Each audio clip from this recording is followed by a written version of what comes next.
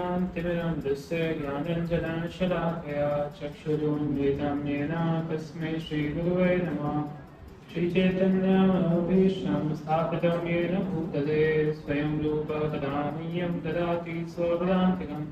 वन्देऽहं श्रीगुरुं श्रीयुतागतकमलं श्रीगुरुं वैष्णवांश्च श्रीरूपं साग्रजातं सहगना रघुनाथान्वितं तं सजीवं साद्वैतं सावधूतं परिजनसहितं कृष्णचैतन्यदेवं श्रीराधा कृष्णपादान् सहगना ललिता श्रीविशाखान्वितांश्च। हे कृष्ण करुणा सिन्धु दीनबन्धु जगत्पते गोपेश गोपिकान्त राधाकान्त तप्तकाञ्चन गौराङ्गी राधे वृन्दावनेश्वरी वृषभानुस्ते देवी नमामि हरिप्रिये। वाञ्छाकल्पतरुभ्यश्च कृपासिन्धुभ्येव च पतितानां पावनेभ्यो वैष्णवेभ्यो नमो नमः। जय श्री कृष्ण चैतन्य प्रभु नित्यानंद श्री अद्वैत गदाधर श्रीवासादि गौर भक्तवृंद। हरे कृष्णा कृष्णा कृष्णा हरे हरे हरे राम राम राम हरे हरे। नमो विष्णुपादाय कृष्णपृष्ठाय भूतले श्रीमते भक्तिवेदांत स्वामिनिति नामिने।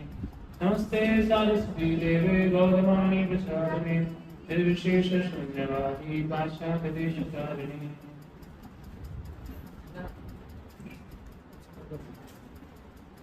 हरे कृष्णा।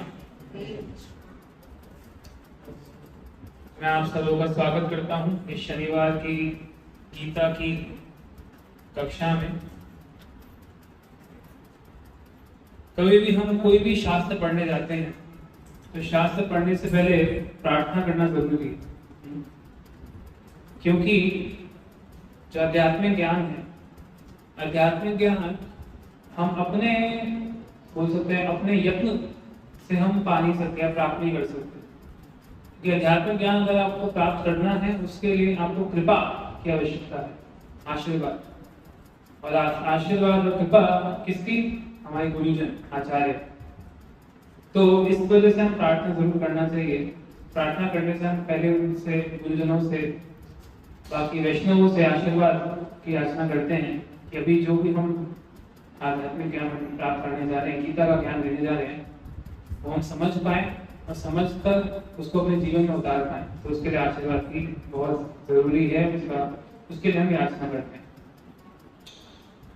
तो जैसा कि मुझे बताया गया था, आप सब लोग का ये गीता का जो एक तरीके से प्रसंग चल रहा है गीता का, तो एक प्रसंग से दूसरे प्रसंग गीता का पाठ चल रहा है और अभी अध्याय 5 चल रहा है। जैसा बताया गया मुझे कि शायद आधा अध्याय 5 पूर्ण हो चुका है, पर फिर भी मैं अपनी तरफ से थोड़ा इसका रिकैप कर देते हैं। देखिए गीता में, जब गीता में हम देखते हैं कि 18 अध्याय में से 18 अध्याय को 6 ऐसे विभाग किया हुआ है। जो पहले 6 अध्याय हैं वो कर्म योग उसके ऊपर केंद्रित करते हैं। आखिरी के 6 अध्याय ज्ञान योग उस पर केंद्रित है और जो बीच के 6 अध्याय हैं वो भक्ति योग पर केंद्रित। तो अभी हम लोग जो पहले 6 अध्याय हैं वो कर्म योग है उसके ऊपर केंद्रित हैं। तो उसके अंदर हम अध्याय 5 के अंतर्गत चल रहे हैं। तो अध्याय 5 में अगर आप देखेंगे, इसका जो अंग्रेजी में इसे बोला जाता है कर्म योग, एक्शन एंड कृष्णा कॉन्शियसनेस, है ना। तो ये अध्याय चालू होता है, तो उसमें जब चालू होता है तो उससे पहले अर्जुन को एक बोलते हैं डाउट आता है। वो डाउट क्या आता है कि कृष्णा ने उनको भगवद गीता में अध्याय 2 में तो अच्छे से ज्ञान दिया, आत्मा का ज्ञान दिया, फिर तीसरे अध्याय में कर्म करने के लिए प्रेरित किया, और फिर चौथे में कृष्ण अर्जुन को किस तरीके से कर्म ना करे उसका ज्ञान दे देते। तो फिर अर्जुन 5वें अध्याय के शुरुआत में जब चालू होता है तो अर्जुन थोड़ा कंफ्यूज हो गया, अरे करना क्या है, कर्म करना है या नहीं करना है, युद्ध करना है या नहीं करना है। तो इसलिए उनको ऐसा लग रहा था कि ज्ञान को अर्जित करने का मतलब क्या हो गया, ज्ञान अर्जित कर लिया तो बस अभी कुछ नहीं करना है, तो ज्ञान अर्जित करते रहो, हो गया अपना काम। तो ऐसा अर्जुन सोच रहे थे, क्योंकि अर्जुन हमेशा से चाहते थे कि हम वो युद्ध ना करें। तो हमारे निजी जीवन में भी हम देख सकते हैं, कोई भी व्यक्ति जिस भी स्टेज में हो अपनी जिंदगी में, उसको जो कर्तव्य दिए गए हैं, उसमें जो भी स्टेज है उसके अंदर जो उसकी भूमिका है, उसमें जो भी कर्तव्य दिए गए हैं, हम हमेशा अपना कर्तव्य करने से बचते हैं। बच्चे पढ़ाई नहीं करना चाहते, है ना? हाँ, फिर जब हमारा जॉब लग जाता है तो जॉब जाने का मन नहीं करता है। माता लोगों को घर में खाना बनाने का मन नहीं करता है, चलो बाहर चलते हैं।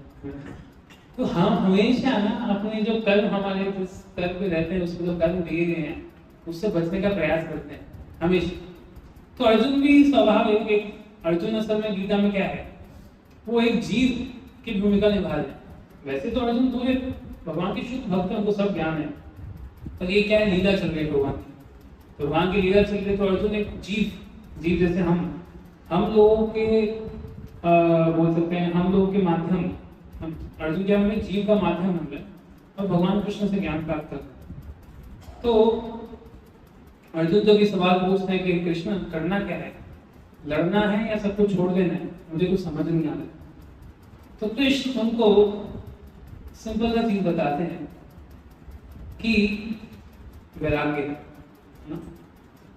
तो मैं पूरा जो अध्याय 5 आज हम फिनिश ही करते हैं पूरा, तो अध्याय 5 का जो मेन एसेंस है वो सबसे पहले मैं आपको दे देता हूँ। तो उसके अंतर्गत आपका समझ में, आप जब आगे हम पढ़ते जाएंगे तो आपको पता चलता रहेगा हम किस चीज के ऊपर केंद्र कर रहे हैं, किस चीज को प्राप्त करने वाले। तो कृष्ण अर्जुन को बोलते हैं कि कर्म तो करने हैं, पर कैसे, ज्ञान के स्तर पे। तो कर्म करना है ज्ञान के स्तर पे, जिसका मतलब क्या है, ये लाइन, हमें कर्म करना है क्या, ज्ञान में स्थित होकर कर्म करना है। अर्जुन को क्या करना था, सिर्फ ज्ञान अर्जित कर लिया, सब कुछ छोड़ देना है ना, बस सब कुछ छोड़ दो, बस है ना, आत्मज्ञान में स्थित हो जाओ, सारी एक्टिविटीज छोड़ दो, ऐसा अर्जुन को लग रहा था। तो कृष्ण अर्जुन को क्या बोलते हैं, नहीं, ज्ञान अर्जित करो, ज्ञान के ऊपर स्थित रहो और फिर कर्म करो। तो इसका मतलब क्या है, उसको आज हम समझने का प्रयास करते हैं। तो श्लोक क्रमांक 15 से हम चालू करते हैं, तो इससे पहले मैं एक सेक्शन उठा ही लेते हैं। तो श्लोक 12, अगर आप लोग के पास गीता है तो अच्छी बात है। तो श्लोक 12 जो था, उसके अंदर मैं एक बार पढ़ लेता हूँ। श्लोक 12, युक्त कर्म फलम त्यक्त्वा शान्तिमाप्नोति अयुक्त काम कारेण फले सत्तो निबध्यते। तो इसका ऊपर क्या बोला जा रहा है कि ये श्लोक क्या बता रहा है कि कैसे, किस चीज पे डिपेंड करता है, मतलब किस चीज पे, अगर समझे किस चीज पे डिपेंड करता है कि कोई हम कर्म करें और जो जिसमें हम बन जाएं, और कुछ हम कर्म करते हैं जिसपे हम मुक्त रहे। तो ये किस चीज पे डिपेंड करता है ना, तो उस चीज के बारे में बता रहे हैं। तो भगवान कृष्ण बोलते हैं कि जो आत्मा, देखिए मेरे पास इंग्लिश में है तो मैं हिंदी में ट्रांसलेट कर रहा हूँ, तो आप लोगों के पास हिंदी ट्रांसलेशन हो सकता है, वो थोड़ा सा प्रभुपाद में जो ट्रांसलेशन किया उससे थोड़ा सा अलग हो सकता है, मैं पैराफ्रेज कर रहा हूँ सिर्फ, है ना।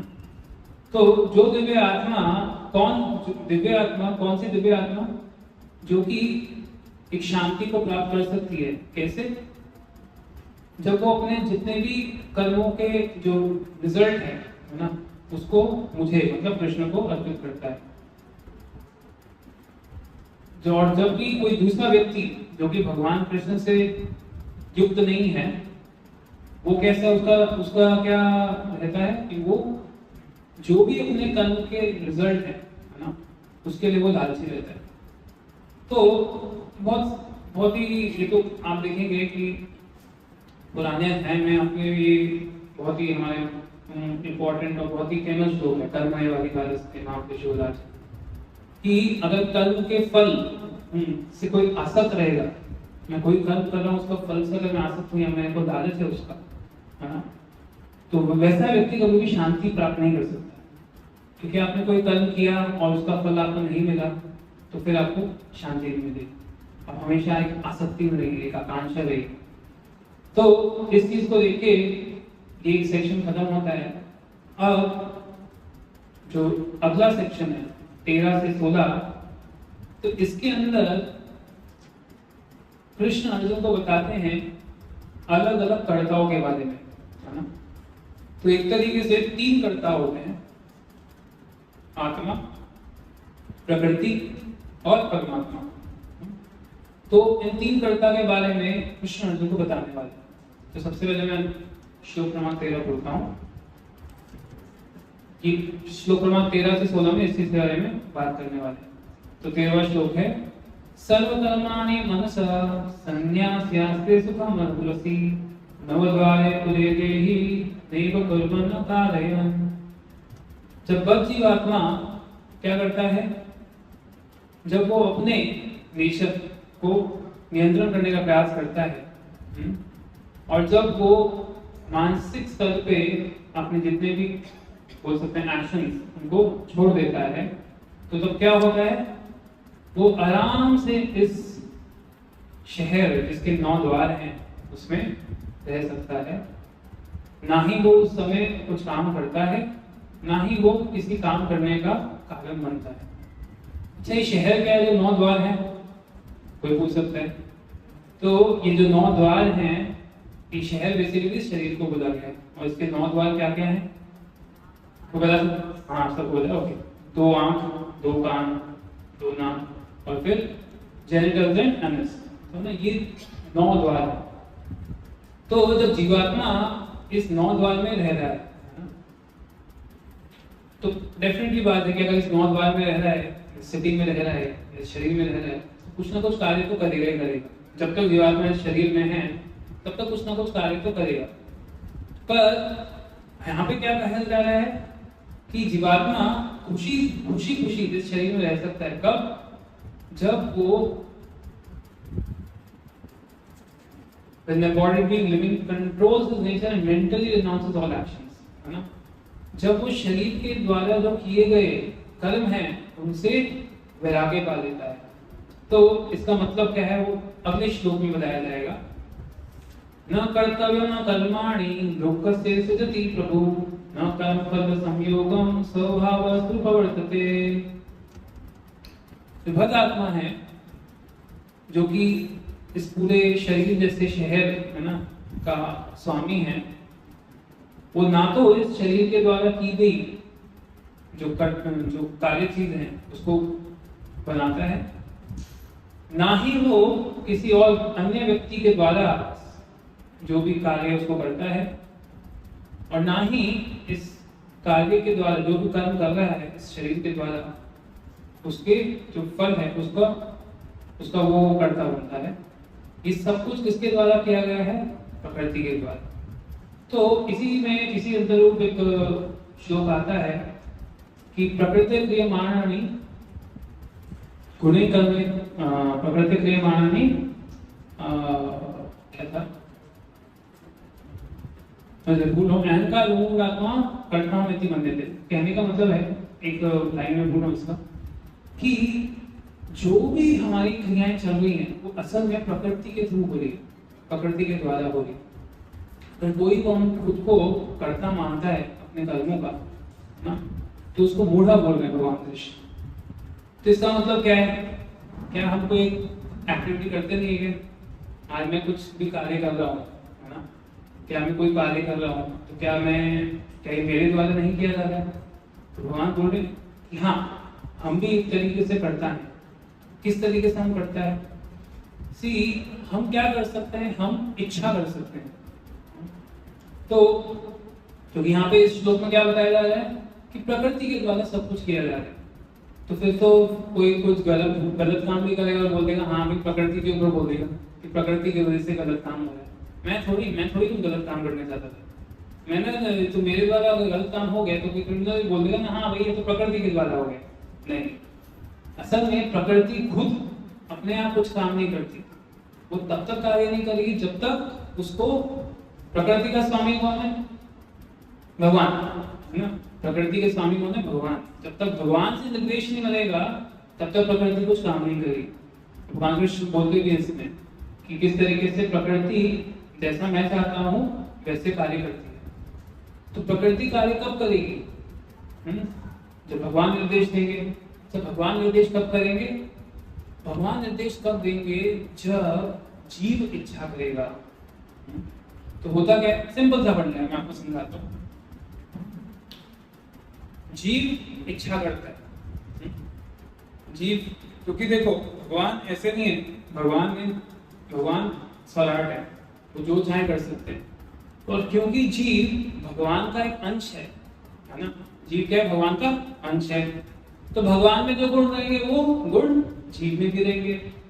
तो क्योंकि भगवान स्वराट है ना, वो जो चाहे कर सकते हैं, तो उनका एक छोटा सा टुकड़ा हमारे अंदर भी, हम में भी बोल सकते हैं मिनी स्वराट भाव है। वो क्या है कि हम में एक मिनी स्वराट या एक मिनी स्वतंत्रता है। वो क्या है? हम भी इच्छा कर सकते हैं। इच्छा हम सबके हाथ में। जैसे कि आप सब लोग यहाँ उपस्थित हैं, तो आप सब लोग घर पे बैठे रहे तो आपने इच्छा की कि हम यहाँ पर आ जाए, है ना। जो लोग नहीं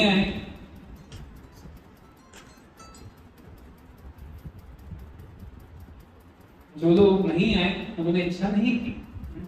अच्छा, आपने इच्छा की, तो हम इच्छा करने के बाद क्या होता है? क्या हमारी इच्छा से सब कुछ हो जाता है क्या?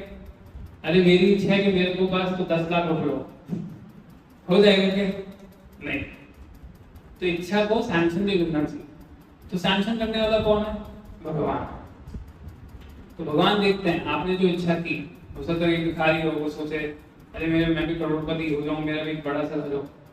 तो भगवान उसका कर्मा का अकाउंट देखेंगे, भाई इसके पास इतना बैलेंस है कि नहीं, इतना जो इसका पुण्य कर्म है कि नहीं, ये प्राप्त कर सकता है। तो जीव ने इच्छा कर दी, फिर भगवान उसको सैंक्शन करते। अच्छा, भगवान का सैंक्शन मिल गया, फिर प्रकृति अपना काम चालू करती है। प्रकृति क्या करती है कि जो चीज जीव ने इच्छा की है, अच्छा इच्छा करना क्या? इच्छा तो सूक्ष्म है ना। इच्छा को कोई देख सकता है? अरे मेरी इच्छा है गुलाब जामुन खाने की, तो क्या गुलाब जामुन प्रकट हो जाएगा? नहीं। तो गुलाब जामुन को प्रकट होने के लिए प्रकृति को इंग्रेडिएंट्स देने पड़ेंगे, है ना, जो कि हमारे पंच तत्व हैं। तो प्रकृति उसको फैसिलिटेट करती है हमारी इच्छा को, तब जाके जीव की इच्छा पूर्ण होती है। तो एक तरीके से इसमें क्या हो सकता है, जो भी कर्म हो रहा है उसके पीछे 3 लोग हैं। कौन कौन? एक तो जीव है, प्रकृति है और भगवान है। तो इस तरीके से तीनों करता होगा। जीव करता कैसे हो गया? क्योंकि जीव ने इच्छा की। भगवान करता कैसे हो गए? उन्होंने सैंक्शन दिया। तो हम ये भी बोलते हैं ना कि कोई पत्ता भी नहीं मूव हो सकता अगर भगवान उनका सैंक्शन ना मिले। तो इस तरीके से भगवान करता होगा। और प्रकृति करता कैसे हो गई? क्योंकि उसने फैसिलिटेट किया। तो यही चीज इस श्लोक के अंदर बता रहे। अब श्लोक क्रमांक 15 पे हम जाएंगे। ना दत्ते कश्चित् पापम न चैव सुकृतं विभु अज्ञानेनावृतं ज्ञानं तेन मोह्यति जन्तव। और ना ही भगवान किसी के पाप या पुण्य कर्मों का भागीदार होते हैं। जो जीव होता है वो खुद अविद्या के कारण प्रभाव से, अविद्या के कारण क्या होता है, उसका जो ज्ञान है वो ढक जाता है और इस वजह से वो विविल्ड हो जाता है, भ्रमित हो जाता है। तो जब हम इस अविद्या की बात कर रहे हैं तो ये अविद्या क्या है?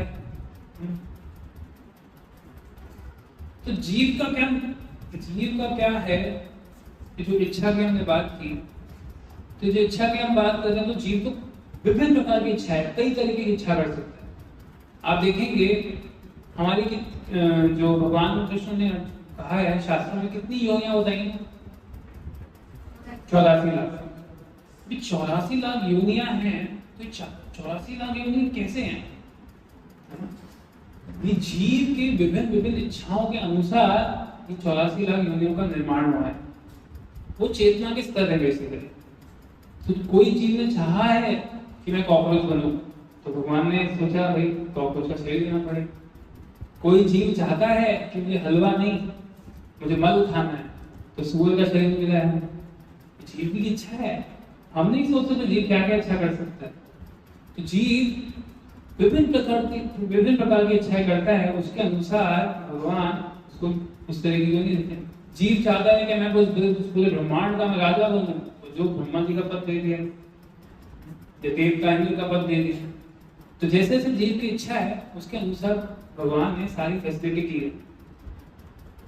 और जब जीव ने इच्छा की तो फिर जीव इच्छा किस प्रकार से है, उसमें भी दो भाग आते हैं। अभी जो ये जीव इच्छा कर रहा है कि मुझे ब्रह्मांड का, जैसे एग्जांपल दिए 84 लाख योनि के एग्जांपल दिए मैंने, तो यहाँ पे जो जीव की इच्छा है ये क्या है, वो एक शारीरिक स्तर पे है। इस श्लोक में अविद्या शब्द का इस्तेमाल किया। सबसे बड़ा अविद्या क्या है? सबसे बड़ा अविद्या यही है जो कि प्रभुपाद अपने हर लेक्चर में ठोक ठोक के हमारे ऊपर ठोक ठोक के बोलते रहते हैं। कोई बता सकता है क्या? प्रभुपाद अपने हर लेक्चर में इस बात को ठोकते हैं हमारे ऊपर। बहुत सिंपल, इसको हम आध्यात्मिक ज्ञान का एबीसीडी बोलते हैं। कोई बता सकते हैं? वेरी सिंपल, बहुत सुना है हम सबने। प्रॉब्लम यह हमें से इंक्लूडिंग भी साक्षात्कार नहीं इस चीज का। हमें शरीर नहीं मानना है ना, ये क्या? तो सबसे बड़ा अविद्या ये है कि जीव खुद को शरीर मानता है ना। तो क्योंकि जीव खुद को शरीर मानता है, इस अविद्या के कारण जीव विभिन्न प्रकार की इच्छाएं करता है। उस इच्छा के कारण वो अलग अलग योनियों को प्राप्त करता है। तो फिर जब वो अलग अलग योनियों में जाता है तो क्या होता है? तो प्रभुपाद देखे, अगर इसी श्लोक का चौथा लाइन देखेंगे अगर आप, तो इसमें बोलते हैं कि जीव, भगवान जीव के लिए कोई किसी तरीके का सिचुएशन नहीं बनाते। वो जीव की इच्छा अनुसार, जीव की इच्छा के अनुसार भगवान अलग अलग सिचुएशन बनाते हैं जीव के लिए, जिसमें जीव इच्छा करता है जाने के लिए। और फिर उस सिचुएशन में जाने के बाद एक्शन रिएक्शन ना, जो भी कर्म करेगा उसका फल मिलेगा, फिर कर्म फल का फिर साइकिल चालू हो जाता है। तो इस तरीके से अविद्या के, तो फिर अंत में, इस श्लोक के अंत में प्रभुपाद कहते हैं कि अविद्या के स्पेल को लेकर, अविद्या के कारण जीव खुद को क्या समझने लगता है? वो खुद को अपनी स्थिति का स्वामी मानने लगता है, और इस वजह से वो इन योनियों में अटक जाता है, और इस वजह से कर्म फल के इस जो बोलते हैं एक साइकिल है उसके अंदर अटक जाता है। अब जो लास्ट जो श्लोक है इस सेक्शन का, उसको हम पढ़ते हैं। श्लोक क्रमांक 16। ज्ञानेन तु तद् अज्ञानं येषां नाशतं आत्मना तेषाम् आदित्यवत् ज्ञानं प्रकाशयति तत्पदम्। अच्छा, तो ये अभी सब जीव सोचेंगे अब तो ये हमको समझ में आ गया, अविद्या के कारण हम अटके हुए है ना। तो अभी इससे बाहर निकलने का क्या है? बाहर निकलने का कुछ तो देना चाहिए ना। तो ऐसा नहीं कृष्णा अर्जुन को सब डिमोटिवेट कर रहे हैं, देखो तुम्हारी इस अविद्या के कारण तुम अटके हुए हो इधर। तो उसके लिए मोटिवेशन के लिए लास्ट जो चीज बोल रहे हैं वही बोल रहे हैं कि परंतु जब कोई इस ज्ञान से, है ना, कौन सा ज्ञान उसके बारे में बताएंगे। जब कोई व्यक्ति इस ज्ञान से एनलाइटेंड हो जाता है, या फिर उस ज्ञान, उसको ज्ञान की प्राप्त हो जाती है, तो वही ज्ञान उसको सब कुछ रिवील कर देता है। किस तरीके से रिवील कर देता है? जिस तरीके से सूरज जब प्रकट होता है सुबह तो सब कुछ हमें दिखता है ना।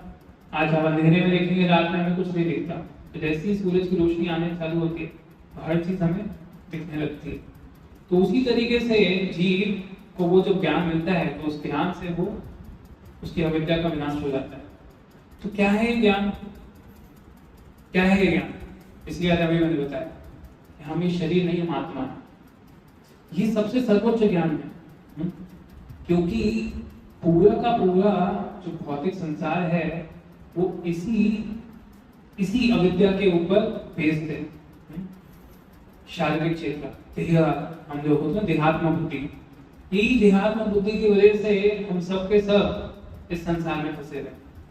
फिर जब ये देहात्म बुद्धि चल अच्छा, तो फिर अगर किसी को समझ में आ गया कि हाँ हम शरीर नहीं हम आत्मा है, तो फिर क्या आगे कुछ, क्या उसके आगे भी कुछ है? हाँ है। प्रभुपाद जी लिखते हैं, अगर आप इसी पैराग्राफ में आएंगे इस पर, कि मैं पढ़ लेता हूं कि अगर कोई व्यक्ति पूर्ण ज्ञान, अगर एक व्यक्ति को पूरा ज्ञान है कि वो शरीर नहीं है ना, वो शरीर के परे है, फिर भी हो सकता है अगर कोई व्यक्ति ये समझ ले कि मैं शरीर नहीं हूं, पर फिर भी एक जगह उसमें कंफ्यूजन आ सकता है। क्या मैं शरीर नहीं हूं, पर क्या मैं आत्मा हूं या मैं परमात्मा हूं? ऐसे भी कुछ श्रेणी के लोग हैं हमारे समाज में, ऐसे कुछ श्रेणी के आध्यात्मिक लोग हैं जो भी सोचते हैं कि हम शरीर नहीं है, तो वो खुद को फिर क्या मानते हैं? अगर हम शरीर नहीं तो हम क्या है?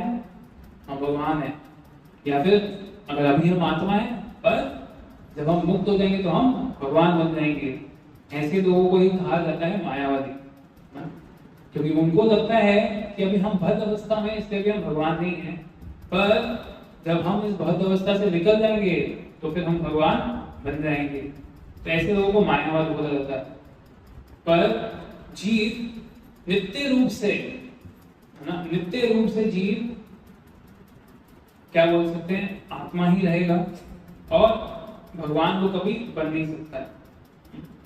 भगवान हमेशा से भगवान है, जीव हमेशा से जीव ही है, आत्मा ही है।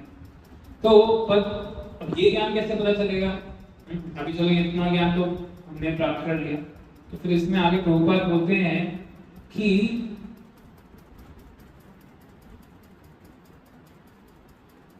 एक जीवा सब कुछ समझ सकता है। कब समझ सकता है? उसको पूर्ण ज्ञान आ सकता है। कब आ सकता है? जब वो एक प्रामाणिक कृष्णा भावना भावित गुरु के शरण को प्राप्त कर ले। जब वो उनकी शरण को प्राप्त कर लेगा तो कैसे उसको पता चल जाएगा? उसको कैसे पता चल जाएगा कि वो जीव है, वो आत्मा है, वो भगवान का अंश है? क्योंकि जो गुरु है, प्रामाणिक गुरु की बात हो रही है, प्रामाणिक गुरु जो है वो अपने भगवान से उनका क्या रिश्ता है, उसमें स्थित है। और क्योंकि वो भगवान क्योंकि वो स्थित है अपने ज्ञान में कि हाँ, प्रामाणिक गुरु वो स्थित है उस ज्ञान में कि भगवान कौन है, मैं कौन हूँ, और मेरा भगवान का रिश्ता क्या है। तो वही ज्ञान वो जो भी उसके शिष्य बनते हैं या उनका आश्रय लेते हैं, उनको वो दे सकते हैं। अब देखिए इसमें लिखा भी है आगे प्रभुपाद ने कि जो भगवान के रिप्रेजेंटेटिव हैं, एक प्रामाणिक गुरु हैं, वो कभी भी ये नहीं कहते कि मैं भगवान हूँ, है ना। वैसे जो उस गुरु को हम भगवान के अनुसार ही उसका हम आदर करते हैं।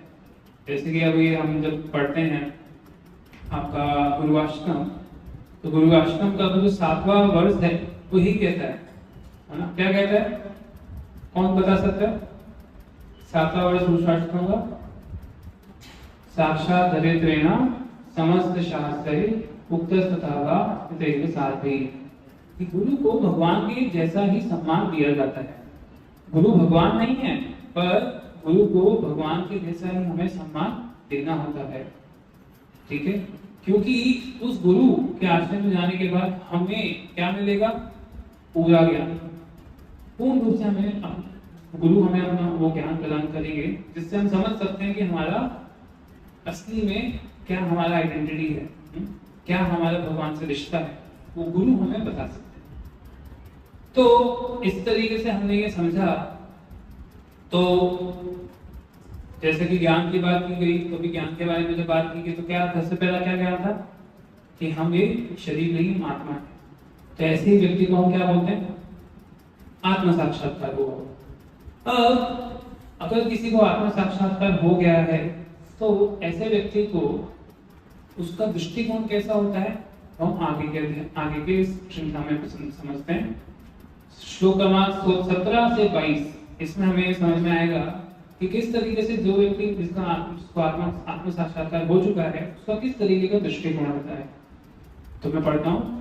तद्बुद्धया तद् आत्मानः तन्निष्ठा तत्परायणः गच्छन्ति पुनरावृत्तं ज्ञाननिर्धूतं कल्मषः। तो इसका भाषांतर भी इस तरीके से है, जब किसकी बात कर रहे हैं हम, जिसको आत्म साक्षात्कार हो चुका है, ऐसे व्यक्ति की बुद्धि, मन, श्रद्धा ये सब जब भगवान के ऊपर केंद्रित हो जाती है, तब उसकी जितने भी कल्मश हैं वो सब दूर हो जाते हैं पूर्ण ज्ञान से, और वो तुरंत मुक्ति के पाथ पे, मुक्ति के पथ पे चलने लगता है।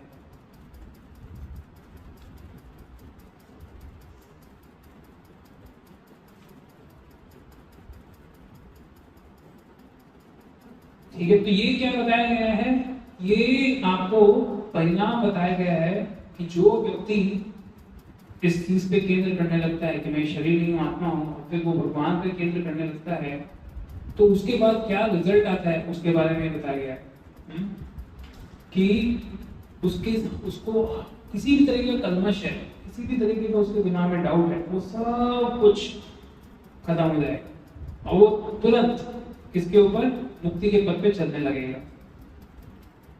अच्छा, तो कोई प्रश्न पूछेगा, अच्छा ठीक है, अगर वो मुक्ति के पथ पे चलने लग गया है तो क्या उस तरीके उसका क्या नेचर रहेगा, है ना? तो वो अगले श्लोक में बताया गया है। विद्यामय संपन्ने ब्राह्मणे कवि हस्तनी शुनिचे चैव स्वपाके च पंडिता समदर्शना। तो ये बहुत ही बड़ा है, बहुत ही इंपॉर्टेंट श्लोक है कि जो व्यक्ति जब वो पूर्ण ज्ञान में स्थित हो गया, अच्छा इस ज्ञान में स्थित होने का मतलब क्या है, चलो ठीक है भाई, आज मुझे समझ में आ गया मैं शरीर नहीं हूं, मैं आत्मा हूं, तो उसके बाद क्या बस ज्ञान प्राप्त कर लेना ही सब कुछ है? नहीं, जब तक आप उस ज्ञान को अपने जीवन में उतारेंगे नहीं, इसका मतलब क्या है, जब तक आप आध्यात्मिक क्रियाओं में खुद को लगाएंगे नहीं, तब तक वो ज्ञान आपकी जिंदगी में उतरेगा नहीं। अच्छा, और उसका परिणाम क्या होता है, परिणाम क्या है देखिए कि इस श्लोक का भाषांतर कुछ इस प्रकार है कि हम्बल से है ना, जो व्यक्ति विद्या, है ना, विद्या से पूर्ण हो चुका है, तो क्या करेगा, एक ब्राह्मण, एक गाय, एक हाथी, एक कुत्ता और कुत्ते को खाने वाला चंडाल, उन सबको समान दृष्टिकोण से देखेगा। अब इसका मतलब क्या है, क्या वो उन सबसे समान तरीके से बर्ताव भी करेगा? नहीं, इसके दो मत हैं, एक क्या है आध्यात्मिक और सामाजिक। आध्यात्मिक स्तर पे वो सबके अंदर एक आत्मा को देखेगा। तो अगर आध्यात्मिक रूप में वो शरीर नहीं देख रहा है, वो आत्मा देख रहा है। ये किसकी बात की जा रही है, जो आत्मा साक्षात्कार जिसको हो चुका है। पर सामाजिक दृष्टिकोण से जरूरी नहीं है कि वो उन सबको एक ही तरीके से बर्ताव करेगा। ब्राह्मण को देखेगा तो उसको दान देगा, है ना, गाय देखेगा तो उसको चारा खिलाएगा, उसको सहलाएगा, हाथी देखेगा तो उससे उस तरीके का द्वेष न लगेगा, उसको इस तरीके से बर्ताव करेगा, कुत्ते को छुएगा या दूर रहेगा, और चंडाल से दूरी बना के रखेगा। पर वो रिस्पेक्ट सबको वैसे ही करेगा, या आदर सबको उसी तरीके से देगा जैसे एक आत्मा को दिया जाता है। तो इस श्लोक का अर्थ ये है कि ये असल में दृष्टिकोण, जब हम बोले ना कि आत्म साक्षात्कार व्यक्ति का क्या दृष्टिकोण है, उसका सबसे पहला ये चीज है। दूसरी चीज है, दूसरा श्लोक हम पढ़ते हैं, इहेव तर्जिता सर्गो येषां साम्ये स्थितं मनः निर्दोषं हि समं ब्रह्म तस्मात् ब्रह्मणि ते स्थिताः। इसका भाषांतर तो इस प्रकार है कि जो व्यक्ति जिसका मन, है ना, समानता में स्थित हो गया है, उस व्यक्ति, जिस व्यक्ति का मन समानता में स्थित हो गया है, उसने किस चीज पे विजय पा ली है, जन्म और मृत्यु पे विजय पा ली है। और वो व्यक्ति भी किस तरीके से हो गया है, भ्रमण की जैसे वो भी बिना किसी त्रुटि के रहेगा और वो भ्रमण में स्थित हो जाएगा। अभी भ्रमण में स्थित होने का मतलब क्या है, तो भ्रमण के अलग अलग अर्थ हैं। तो इस श्लोक में जो भ्रमण है वो क्या है, अगर आप वर्ड टू वर्ड मीनिंग देखेंगे तो ऊपर लिखा है ब्रह्मा, लाइक द सुप्रीम, है ना, भगवान के जैसे। तो ये व्यक्ति भी क्या होगा, ये भी भगवान में बेसिकली क्या है, यहाँ पे जब भ्रमण बोल रहे हैं तो भ्रमण का यहाँ पे भगवान से या सुप्रीम से किया जा रहा है, तो इसका मतलब क्या है, परमात्मा। तो परमात्मा पे उसका मन केंद्रित रहेगा। और उसका मन क्या है, जैसे कि पिछले शो में बताया कि वो समानता है ना, उसका मन क्या है, समान रूप से हर चीज में स्थित हो जाएगा। अच्छा, पर अगले श्लोक में बताया जाएगा कि ऐसा व्यक्ति जिसका मन समान रूप से सारे समाज को मन क्या है, स्थित हो गया समान रूप से, कि हर कोई आत्मा है, मैं भी आत्मा हूँ और हर कोई आत्मा है, ऐसा दर्शन कर पा रहा है, और इसके बाद वो स्थित हो गया है इस ज्ञान में, तो उसका क्या, उसके बोलते ना कैरेक्टरिस्टिक्स बोला जाए, या फिर वो किस तरीके से उसको हम देख सकते हैं, उसके सिम्टम्स होंगे, उसके क्या कह सकते हैं कि वो किस तरीके से उसके अंदर क्या क्या चीजें दिखेंगी, वो उसके बारे में बताया गया है। न प्रहस्येत् प्रियं पाप्य नोद्विचेत् प्राप्य च प्रियं स्थिर बुद्धिर सम्मूढ़ो ब्रह्म विभ्रमणि स्थिता। इसका भाषांतर ये है, वह व्यक्ति जो ना ही खुश होता है जब उसकी जिंदगी में कुछ अच्छा हो जाता है, या फिर कुछ बुरा होता है तो उसमें वो दुखी नहीं होता है, इस तरीके का व्यक्ति जो कि अपनी जो बुद्धिमान है और भ्रमित नहीं होता है, और जिसको भगवान का जो विज्ञान है उसके बारे में पता है, ऐसे व्यक्ति को हम समझ सकते हैं कि वो भ्रमण में स्थित है ना। तो क्या क्या चीजें बताइए, कुछ अच्छा होने के बाद बहुत ज्यादा खुश नहीं होना, और कुछ खराब हुआ तो उसमें दुखी ना हो। कहना बड़ा मुश्किल, कहना आसान है, वो करना बड़ा मुश्किल है। हम देखते हैं हमारे जीवन में कि कई बार हमारे जीवन में कभी कुछ बहुत अच्छा हो जाता है ना, तो हम कई बार इतना ज्यादा खुश हो जाते हैं कि उस खुशी की सीमा नहीं रहती, पर तुरंत ही शायद समझे स्टूडेंट लाइफ में अगर समझो उसको अभी जेई या इंजीनियरिंग या कुछ कॉम्पिटिटिव एग्जाम है ना, उसका रिजल्ट आ गया, उसकी रैंक आ गई कॉलेज की, बड़ा खुश हो जाता है, वाह वाह वाह यहाँ लगता है। तो कितने दिन तक खुशी चलती है, एक दिन, 2 दिन, तीसरे दिन के बाद उसको भी लगता है कि ये तो सेम ही हो गया, कुछ खास नहीं लग रहा है। तो क्योंकि यही है, क्योंकि हमारा भाव ऐसा है कि जब भी हमारे जीवन में कुछ अच्छा होता है तो हम अति करने में हम थोड़े से रहते हैं, या फिर कभी कुछ बुरा होता है तो हम बहुत दुखी हो जाते हैं।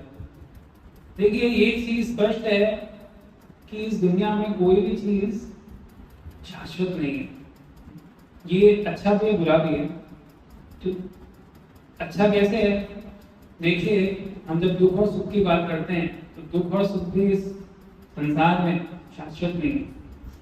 आज आप सुखी हैं कल दुखी हो सकते हैं, आज आप दुखी हैं तो कल सुखी हो जाएंगे, क्योंकि दुख भी शाश्वत नहीं है, क्योंकि संसार में कुछ भी शाश्वत नहीं है, हम कुछ शाश्वत नहीं है ना। तो इस वजह से जो व्यक्ति ये चीज समझ के उतार लेता है जीवन में, उसका इस श्लोक में जैसा बताया है ऐसा उसका सिम्टम्स रहता है ना। अच्छा, और क्या होता है आगे बताया है, जो अगले वर्ष में बता रहे हैं, बाह्य स्पर्शे असत्तात्मा विन्दति आत्मनीयं सुखं स ब्रह्मयोग युक्तात्मा सुखम अक्षयम अश्नुते।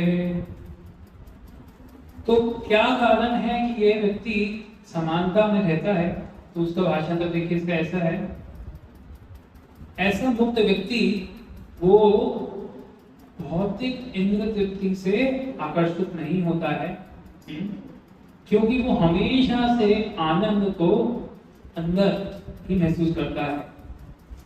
ऐसा आत्म साक्षात्कार व्यक्ति अनलिमिटेड, मतलब ऐसी खुशी का वो भोग रहा है जो कि अनलिमिटेड, अनंत है। क्यों? क्योंकि वो भगवान पे केंद्र करके बैठा है। तो जो मुक्त व्यक्ति है, अभी अगर आपसे पूछा जाए कि किसी को लग रहा है कि मैं मुक्त हो गया हूं, तो बहुत आसान सा टेस्ट। आप देखिए, आप भौतिक इंद्रिय तृप्ति पे कितना आपका आकर्षण है, सब ये खुद महसूस कर सकते हैं। कि भौतिक इंद्रिय तृप्ति पे आपका कितना आकर्षण है ना। जितना ज्यादा आकर्षण है उतना आप मुक्त नहीं है। और अगर वो भौतिक आकर्षण, इंद्रिय तृप्ति के लिए जो आकर्षण है, अगर वो कम हो रहा है आपके जीवन में, तो ये समझ सकते हैं कि आप धीरे धीरे मुक्त हो रहे हैं। और अगर बढ़ रहा है आकर्षण तो समझ गए आपकी बद्ध अवस्था और बढ़ रही है। तो हम सबके लिए ये टेस्ट हो गया है ना। आप खुद को टेस्ट कर सकते हैं कि आध्यात्मिक जीवन में मेरी उन्नति हो रही है या नहीं। अगर हो रही है आध्यात्मिक जीवन में उन्नति, तो समझ सकते हैं कि इंद्रिय तृप्ति के लिए आकर्षण कम होता जाएगा जीवन में। और इस श्लोक में प्रभुपाद ने सबसे बड़ा बोला है कि सबसे बड़ा भौतिक इंद्रिय तृप्ति है यौन संबंध। तो इससे हमें समझना चाहिए कि ये सबसे बड़ी बाधा है हमारे आध्यात्मिक ज्ञान, आध्यात्मिक जीवन में। अब जो श्लोक इस श्रृंखला की सबसे आखिरी श्लोक में हम आते हैं, ये ही संस्पष्ट भोग दुख योनय एवते आदि अंतवंत कौन्तेय न तेषु रमते बहुधा।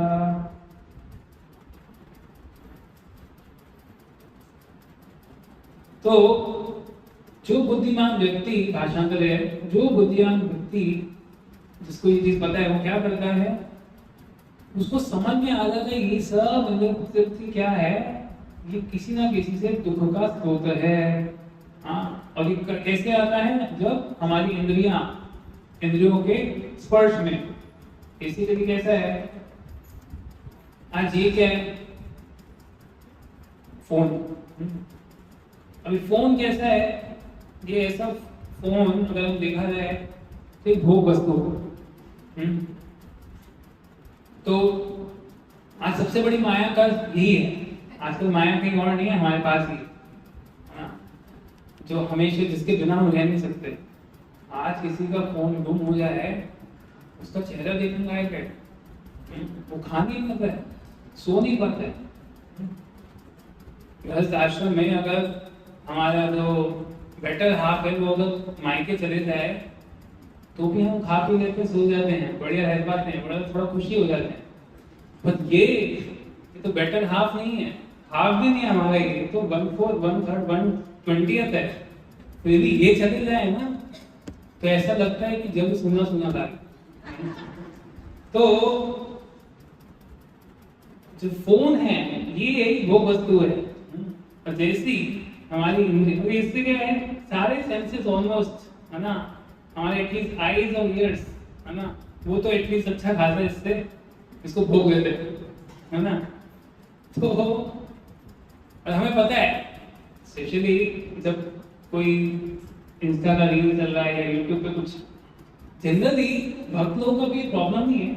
भक्त लोग कुछ अच्छी चीज देखने के लिए यूट्यूब खोलते हैं, पर 2 घंटे बाद समझ में आता है कि वो अच्छी चीज क्या थी, वो भूल जाते हैं कौन सी अच्छी चीज देखना चाहते थे, क्योंकि रिकमेंडेशन इतने प्यारे आते हैं है ना। तो इस तरीके से आप देख सकते हैं, क्योंकि हमारी गलती नहीं थी, हम करना नहीं चाहते थे, इंटेंशन अच्छा ही होता है हमारा, भक्त लोग का तो एटलीस्ट इंटेंशन सही रहता है। पर क्या है, इंद्रियां इतनी प्रबल हैं हमारे ऊपर, और विषय वस्तु, ये विषय वस्तु है, तो इंद्रियां इतनी प्रबल है कि वो विषय वस्तु से स्पर्श में आके कुछ ना कुछ गड़बड़ कर ही देती है। और फिर हम जब 1-2 घंटा निकल जाता है, फिर दुख होता है, अरे यार इतना टाइम वेस्ट हो गया, क्या करने बैठे थे, क्या करने चले गए। आजकल लोग रात को लेट इसलिए सोते हैं इसकी वजह से है ना, ये सबसे बड़ा प्रॉब्लम हो गया है, जिसकी वजह से लोग रात को लेट सोते हैं। फिर जब लेट सोते हैं फिर लगता है अरे तो वो बस ये विषय वस्तु है, और जब इंद्रिय इसके स्पर्श में आती है तो आपको दुख ही मिलेगा। हो सकता है आपको लग रहा है कुछ समय का खुशी मिल रही है इससे, और इन दी एंड हम रिग्रेट ही करते हैं कि क्यों इस चीज में लगा। तो जो बुद्धिमान व्यक्ति है वो समझता है कि ये विषय वस्तु है और इससे हमें दूर रहना है, क्योंकि इसके स्पर्श में आएंगे तो हमें दुख ही भोगना पड़ेगा। तो ऐसे बुद्धिमान व्यक्ति क्या करते हैं, वो बटन फोन रखते हैं। मैं बुद्धिमान नहीं, क्योंकि प्रचार में हमें यूज करना ही पड़ता है। तो अभी ये सब इतना डिमोटिवेटिंग अगली चीज बता दी भाई, भगवान ने भी जैसे जैसे अभी 5 आपने वर्ष पढ़े तो आपको लग रहा होगा यार अभी हम कभी आत्म साक्षात्कार हो पाएगा ही नहीं, है ना। तो उसके लिए कृष्ण अगली श्रृंखला में बताएंगे कि हाँ, ऐसा नहीं है, आत्म साक्षात्कार का दृष्टिकोण बताया है, पर उसका क्या बिहेवियर है अंदर से और बाहर से, उसके बारे में कृष्णा बताने वाले अर्जुन को, और हम प्रयास कर सकते हैं उसको पालन करने का जीवन में। तो श्लोक क्रमांक 23, शक्नोत्यैव योषोडो प्राप्त शरीर विमोक्षण काम क्रोध भवं वेगं स युक्त स सुखी नरा। तो अभी किसकी बात कर रही है? जिस व्यक्ति को आत्म साक्षात्कार हो गया है, जो इस आत्मा कौन है, भगवान कौन है, मेरा उससे रिश्ता क्या है, उस ज्ञान में स्थित हो चुका है। तो ऐसे व्यक्ति का क्या होना है, वो करता क्या है? वो व्यक्ति अपने अभी का जो शरीर है उसको त्यागने से पहले वह व्यक्ति क्या कर लेता है? वो अपनी इंद्रियों के द्वारा जो ये वेग है उसको सहन करता है, और इच्छा और क्रोध उसका भी जो वेग है उसको भी सहन करता है, और ऐसा करते हुए वो इस दुनिया में खुश हो पाता है। तो प्रभुपाद इसमें उपदेशामृत करके एक ग्रंथ है श्री रूप गोस्वामी द्वारा कृत, जिसमें पहला ही श्लोक श्री रूप गोस्वामी जो ये श्री उपदेशामृत है, ये 11 श्लोक हैं बस इसमें, और प्रभुपाद ने हर एक श्लोक पे बड़ा ही लंबा तात्पर्य दिया है। उसका जो पहला श्लोक है उसके बारे में प्रभुपाद आप देखेंगे इस श्लोक में, जैसे भावार्थ में लिख रहे हैं कि गोस्वामी शब्द किसका अर्थ बता रहे हैं। गोस्वामी कौन है? जिसमें 6 तरीके के वेग है ना, क्या क्या है ये? वाच वेगम, क्रोध वेगम, मनसा वेगम, उदर वेगम, जिवा वेगम और उदर उपस्थ वेगम। ये 6 वेग हैं। इन 6 वेग को जिसने कंट्रोल कर लिया वो गोस्वामी कहलाएगा। तो यह भी आपके सामने जो चीजें बताई जा रही है ये हमें इंस्पिरेशन देती है कि हमें क्या चीज करना है जीवन में। अगर आत्म साक्षात्कार अगर हमें आत्म साक्षात्कार की स्थिति पहुंचनी है, अगर हम आत्मा है उस स्थिति को पहुंचना है, तो पहले क्या बता दिया? प्रामाणिक गुरु का आपको आश्रय लेना पड़ेगा। अच्छा, अब उसके बाद करना क्या है, प्रैक्टिकली क्या करना है? तो ये चीज है। अगले श्लोक में जाते हैं। यो अंतशको अंतर आगमस तथा ज्योत एवय स योगी ब्रह्म निर्वाणम ब्रह्म भूताधिगच्छति। तो ऐसा व्यक्ति जिसकी खुशी अंदर में वो महसूस कर रहा है, और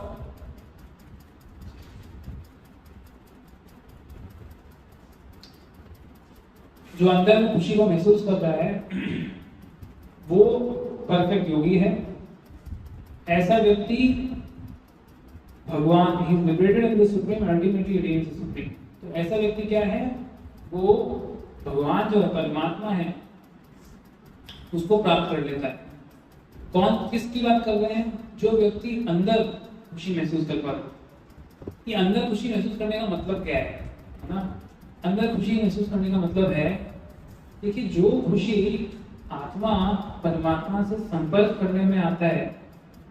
देखो, आत्मा खुशी कैसे प्राप्त करना चाहता है? विषय वस्तु से स्पर्श में आने। और अभी क्या बोला कृष्ण ने? इस विषय वस्तु से स्पर्श करोगे तो जो क्या मिलेगा आपको? शायद खुशी लग रहा है, आपको खुशी मिल रही है, पर अंत में क्या है? दुख योनि बोला है इसको, है ना? तो दुख ही मिलेगा। पर यही आत्मा अगर भगवान का, परमात्मा बैठे हमारे हृदय में, यही आत्मा अगर परमात्मा को स्पर्श कर रहा है, अगर परमात्मा के स्पर्श में आ रहा है, तो वो अंदर खुशी को महसूस करता है।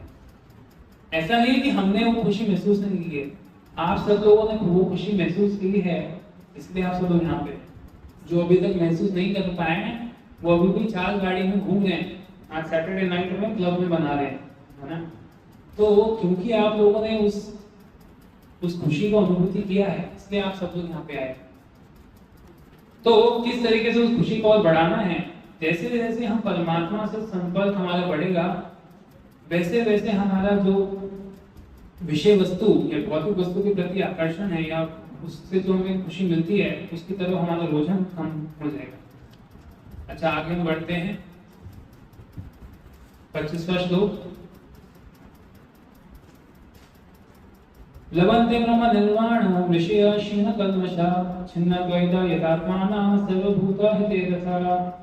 तो कृष्ण अर्जुन को बोल रहे हैं कि ये जो इतना सब कुछ बताया कृष्ण ने अर्जुन को, तो वो ऐसा नहीं बोल रहे कि भाई ये कुछ ऐसी चीजें जो किसी ने पहले की नहीं, ऐसा किया है।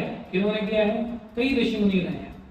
तो इसमें देखिए इसका भाषण तो कुछ इस प्रकार है कि जो लोग द्वंद्व से परे हो चुके हैं, जो कि द्वंद्व किस वजह से आता है, डाउट्स हो सकते हैं, हाँ?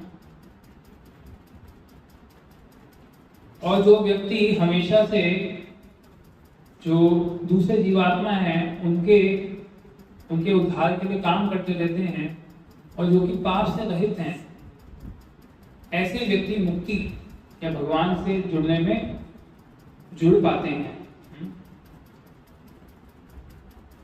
तो प्रभुपाद देखिए तात्पर्य में लिखते हैं कि जो पूरा का पूरा मानवता है वो क्यों दुख भोग रहा है, क्योंकि वो एक चीज भूल गया है। क्या?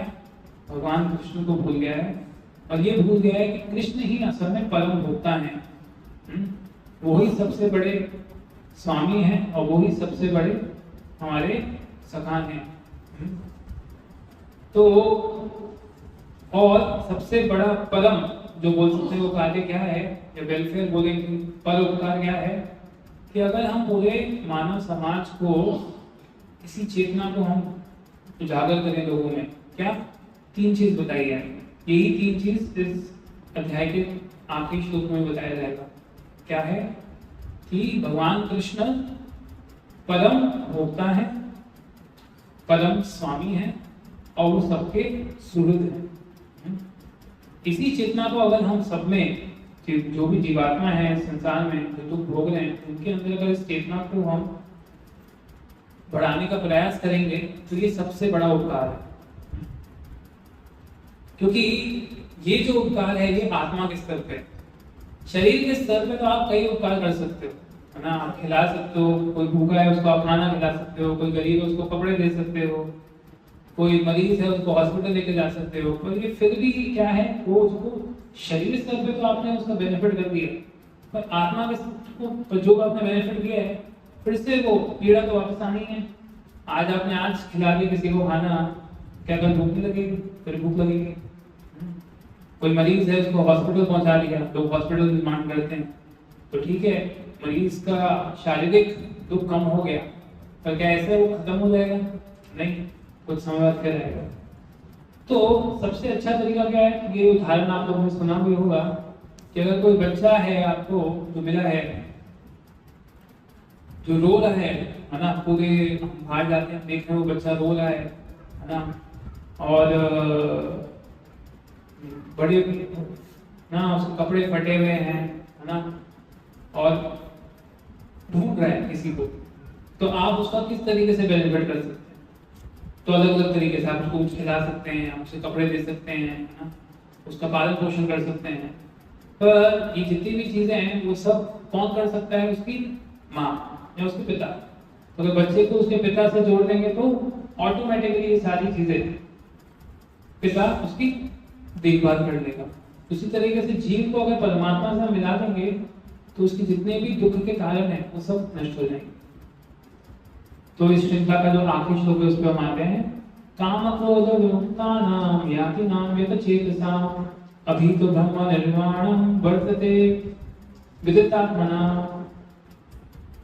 जो व्यक्ति क्रोध और भौतिक इच्छाओं से मुक्त है, जो कि आत्म साक्षात्कार है, डिसिप्लिन है और निरंतर परफेक्शन, है ना, उसकी तरफ प्राप्त करने का प्रयास कर रहा है, ऐसे व्यक्ति को फ्यूचर में मतलब भविष्य में जरूर उसको मुक्ति प्राप्त होगी या वो परमात्मा से जुड़ पाएगा।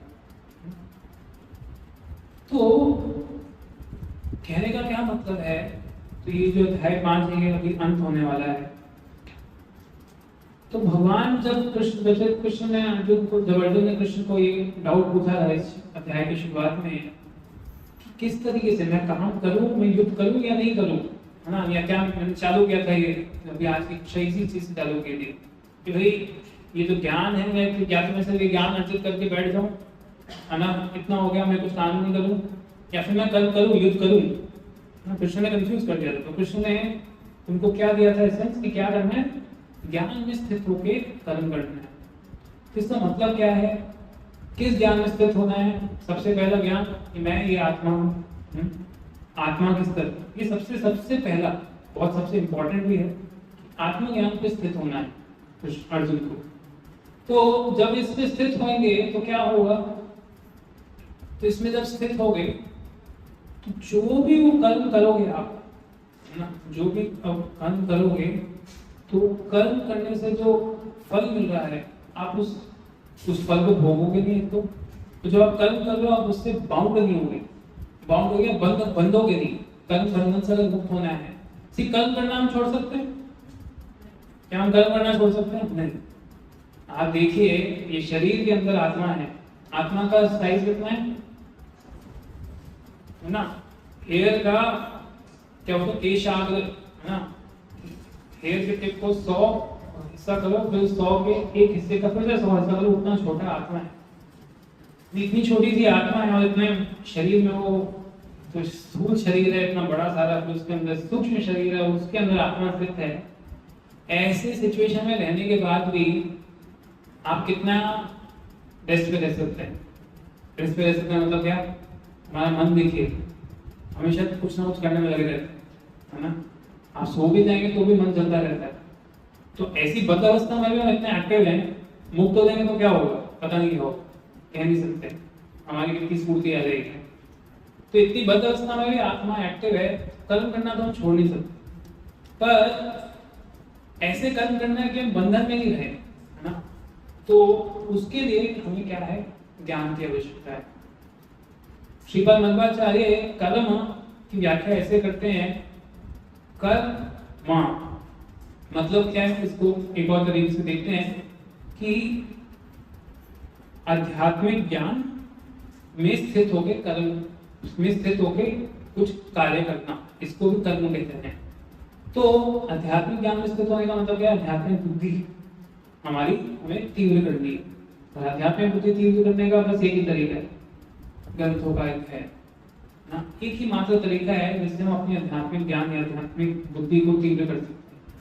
जैसे जैसे आध्यात्मिक बुद्धि तीव्र होते रहेगी वैसे वैसे धीरे धीरे, क्योंकि हमारा ज्ञान बढ़ रहा है तो हम उसके अनुसार कर्म करने लगेंगे, और फिर धीरे धीरे हमारी स्थिति कैसे रहेगी वो इधर बताया गया है।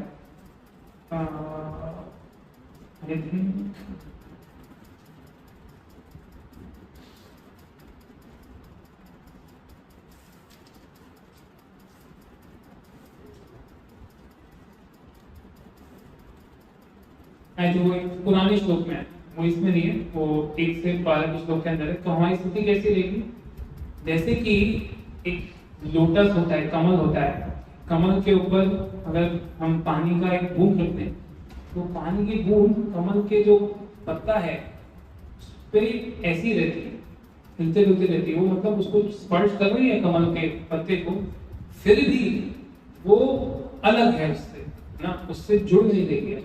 तो हमारी स्थिति कैसी हो जाएगी, जब हम ज्ञान में स्थित होकर कर्म करना स्टार्ट करेंगे तो इस संसार में रहते हुए भी हम मुक्त हो जाएंगे।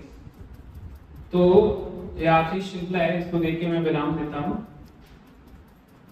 स्पर्शनं कृत्वा भयभायं चक्षुश्चैवन्तरेभ्यो प्राणपानं समो कृत्वा नासाभ्यन्तरचारिणौ जितेन्द्रिया मनोबुद्धिर्मुनिर्मोक्षपरायणः विगतेच्छा भय क्रोध ये सदा मुक्त एव स।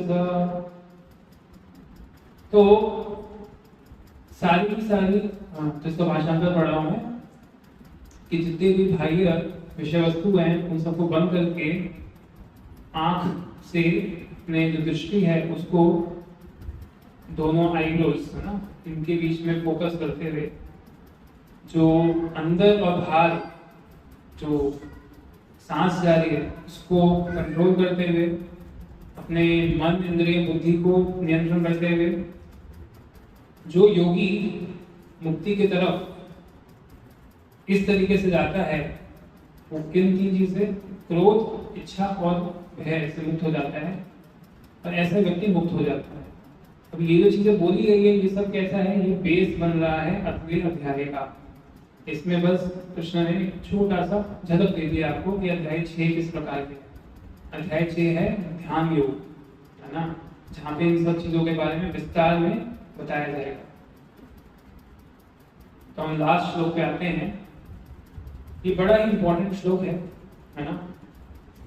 इसको बहुत ही फेमस रहता है, इसको पीस फॉर्मूला बोला जाता है। शांति अगर किसी को प्राप्त करनी है जिंदगी में तो उसका ये है तरीका। क्या है? भोक्ताराम यज्ञ तपसाम सर्वलोकम महेश्वरम सूर्यम सर्वभूतानां ज्ञात्वा मां शांतिमिच्छति। तो ऐसा व्यक्ति जो कि पूर्ण चेतना में रहता है, मेरी मतलब कृष्ण की, यह जानता है कि मैं असल में जितने भी तपस्या हैं उनका भोक्ता हूँ, मैं ही सारे संसार का ईश्वर हूँ और मैं ही सूर्य हूँ हर जीवात्मा का। ऐसा व्यक्ति शांति को प्राप्त करता है और जितने भी भौतिक क्लेश हैं उनसे मुक्त हो जाता है। तो ये बहुत ही इंपॉर्टेंट श्लोक है। तो ये कंक्लूड करता है अध्याय 5 को कि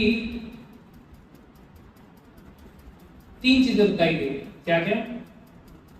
भोक्ताराम यज्ञ तपसाम, है ना, कृष्ण हर चीज के भोक्ता है। यज्ञ तपसाम का मतलब क्या है?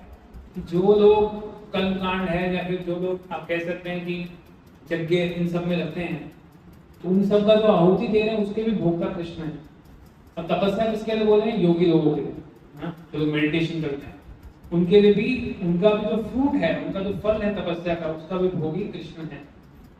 और सर्वलोक महेश्वरम, कि जितने भी संसार में चीजें हैं उन सबके ईश्वर भगवान है। आप बोलेंगे कि जो लक्ष्मी का कमा रहे थे उसके ईश्वर भी भगवान ही है। हाँ, जब सब चीज के ईश्वर भगवान है तो आप जो लक्ष्मी कमा रहे हैं वो भी भगवान की है। बोलोगे अरे इतना मेहनत क्यों कर गए? तो इस तरीके से देखा जा सकता है कि भगवान की है पर आपको दी गई है मेंटेन करने के लिए। तो कई बार अभी समझिए, अभी जैसे मैं एग्जाम्पल दे रहा था फोन का, अभी किसी का फोन गुम हो जाए तो क्या होता है? कितने लोगों को महसूस हुआ है कि किसी का फोन कभी गुम हुआ है? तो कुछ लोगों का हुआ है, कुछ लोगों को ये दर्द जरूर महसूस हुआ है। तो जब फोन गुम हो जाता है तो व्यक्ति को लगता है अरे बाप रे क्या हो गया, तो ऐसे लगता है कि मृत्यु हो गई किसी सदस्य से। पर आप इस चीज को किस तरीके से आप इसको अप्लाई कर सकते हैं? मैं क्यों दुख हो रहा है? क्योंकि आप सोच रहे थे कि इस फोन का ईश्वर कौन है? मैं हूं। अभी क्योंकि आप ऐसा सोच रहे इस फोन का ईश्वर मैं हूं, तो अभी चोरी हो गया तो आप सोच रहे तो दुख होगा। अच्छा, दुख कब नहीं होगा? तो आप ये समझे कि फोन मुझे भगवान ने दिया था, शायद मैं इसको भगवान की सेवा में नहीं लगा रहा, इसलिए भगवान ने मुझसे वापस दे दिया। अगर ऐसा सोचेंगे, देखिए कुछ बदला नहीं है, सिर्फ सोच बदली है। सोच बदल गया मतलब क्या? चेतना बदली है। चेतना बदली है तो मतलब क्या?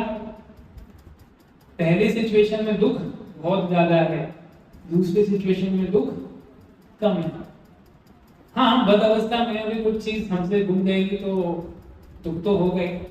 अभी ऐसा केयरलेस भी नहीं होना चाहिए, चलो ठीक है गुम जाए जाने दो, भगवान ने दिया था भगवान ने ले लिया वापस। ऐसा केयरलेस भी नहीं होना है हमें, प्रैक्टिकल रहना है, बैलेंस अप्रोच रखनी है। फिर सूर्यम सर्वभूतानां, कई बार हमारा क्योंकि हम वैष्णव हैं तो हम सब में एक वो रहता है कि हमें दूसरों की मदद करने का प्रयास हम करते हैं, हम चाहते हैं दूसरों की मदद करें। तो कई बार हमने ये महसूस किया है, हम किसी का बहुत, जैसे आप सब लोग यहाँ पे हमारे इस संस्था से जुड़े हैं, आप सब लोग इस असेंबली का पार्ट है, तो कई बार आप भी चाहते हैं, आप भी प्रचार करते हैं, आप भी सोचते हैं यार मैं जो क्या बोलते हैं एक सेटिस्फैक्शन, एक खुशी महसूस कर रहा हूँ मंदिर से जुड़कर, क्यों ना मैं दूसरों को भी जोड़ूं उस मंदिर से। तो आप प्रयास करते हैं अपना, पर प्रयास करते हैं, प्रयास करने के बाद आपको लगता है यार इतना इस व्यक्ति को, इतने अपने दोस्त को या इसको मैं कोशिश कर रहा हूँ जोड़ने का, जुड़ नहीं रहे, तो फ्रस्ट्रेशन आता है। क्योंकि हम क्या सोचने लगते हैं कि हम इसके सब, अरे मैं इसको अगर जोड़ूंगा मंदिर से तो मैं उसका वेल विशर हूँ, है ना, आखिर आई एम द हेल्पर, इसका उद्धार तो मैं ही करूंगा। ऐसा हमें लगने लगता है। पर देखिए क्या बोल रहे हैं, सूर्य सर्वभूतानां। असल में हम सोच रहे हैं, फिर हम क्या कर रहे हैं, बेसिकली हम भगवान बनना चाहते हैं सूक्ष्म तरीके से, क्योंकि हम चाहते हैं कि इस व्यक्ति का उद्धारक मैं हूँ। हमारा खुद का उद्धारक भी बाकी है, दूसरों का उद्धार क्या करेंगे। हमें समझना चाहिए कि भगवान असल में उनके सबसे, भगवान चाहेंगे तो वो हमसे जुड़ सकते हैं, इस संस्था से जुड़ सकते हैं, भक्ति के इस मान से जुड़ सकते हैं। पर अगर भगवान नहीं चाहते तो ये भगवान पे छोड़ दीजिए, आप अपना बस प्रयास कीजिए। तो इस तरीके से श्लोक का ये होता है। तो यहाँ पे मैं विराम देता हूँ। तो एसेंस यही है इस अध्याय 5 का, क्योंकि आप सब लोग गृहस्थ आश्रम में हैं, तो गृहस्थों के लिए कई बार ऐसा रहता है कि अभी हम लोग इतना सारा काम कर रहे हैं, वर्क प्लेस में जा रहे हैं, इतनी एक्टिविटीज में लगे हुए हैं, तो क्या जिस तरीके की भावना कृष्ण ने अर्जुन को बोली है, वैराग्य की भावना, क्या हमें आसक्ति है क्या ये वैराग्य? वैराग्य रहने का मतलब क्या है? हम लोग तो कभी इस तरीके का वैराग्य नहीं ले सकते। तो कृष्ण ने अर्जुन को वैराग्य देने के लिए कभी नहीं बोला। कृष्ण ने अर्जुन को बस बोला है कि वैराग्य की भावना में कर्म करो। वैराग्य की भावना क्या है, ये आखिरी श्लोक बता रहा है आपको, है ना। इस सब चीज का भोक्ता कौन है? कृष्ण। इसीलिए हम जब भी घर पे अगर नहीं कर रहे तो हमें करना चाहिए कि कुछ भी हम बनाते हैं, है ना, कुछ भी पकाते हैं, तो हम क्यों भगवान को भोग लगाते हैं? ये बताने के लिए भगवान इसकी भोक्ता आप हो, है ना। जैसे कि सिंपल का उदाहरण है, जब भी गेस्ट आते हैं हमारे घर पे, तो क्या आप लोग गेस्ट के आने से पहले खा लेते हैं? नहीं, पहले गेस्ट को खिलाते हैं फिर हम खाते हैं। तो उसी तरीके से जब हम भगवान को भोग लगा रहे हैं तो इसका मतलब क्या है? भोग बोले इसको भोग है, भगवान आपके लिए है। उससे क्या है कि पहले हम मानते हैं कि भगवान आप लीजिए, फिर हम उसको ग्रहण करेंगे। तो इसलिए हम क्या बोल रहे हैं, इसके भोक्ता आप। तो प्रैक्टिकल चीज है, जो श्लोक हम पढ़े उसका प्रैक्टिकल चीज। तो इस तरीके से श्लोक अगर अपनाएंगे तो फिर डेफिनेटली जैसा कृष्ण बोल रहे हैं अर्जुन को, ठीक शांति, हम शांति की महसूस कर सकते हैं अपने जीवन। यहीं पे मैं विराम देता हूँ। हरे कृष्णा कृष्णा कृष्णा हरे हरे, हरे राम राम राम हरे हरे। समय बहुत हो चुका है, अगर आप लोग को भूख लगी होगी, प्रसाद का अरेंजमेंट हो ही गया है, किसी को कोई प्रश्न है तो उससे बाद में पूछ सकते हैं। हरे कृष्ण। श्री प्रभुपाद की जय। हरे कृष्ण कृष्ण कृष्ण हरे हरे।